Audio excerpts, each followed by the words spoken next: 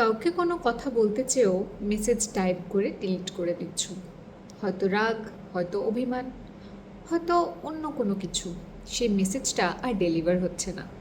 মেসেজটা হয়তো হোয়াটসঅ্যাপ বা মেসেঞ্জার থেকে ডিলিট হয়ে যায়, কিন্তু মন থেকে এবং মাথা থেকে কি সত্যিই ডিলিট হয়? নমস্কার, this is day 6 of 15 days back to yourself। আজকে আমরা শিখব ইমোশনাল ডিটক্স। যাকে কথাটা বলতে চাইছিলে তাকে আর মেসেজ পাঠানোর দরকার নেই, বরং একটা ছোট্ট কাজ করে ফেলো, তাতেই তোমার ইমোশনাল ডিটক্স কমপ্লিট হবে। একটা কাগজ নাও, একটা পেন নাও, দেন তোমার যেটা মেসেজে লেখার ইচ্ছে ছিল সেগুলোকে সমস্তটা পেপারের মধ্যে লিখে ফেলো।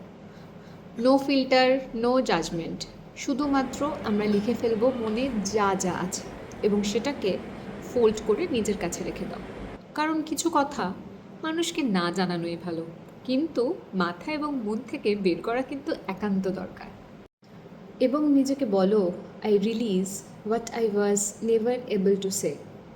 কিছু কিছু ক্লোজার উল্টো দিকের মানুষ থেকেই শুধুমাত্র পাওয়া যায় না, নিজের ভেতরের সাইলেন্স থেকেও কিন্তু আমরা পেতে পারি।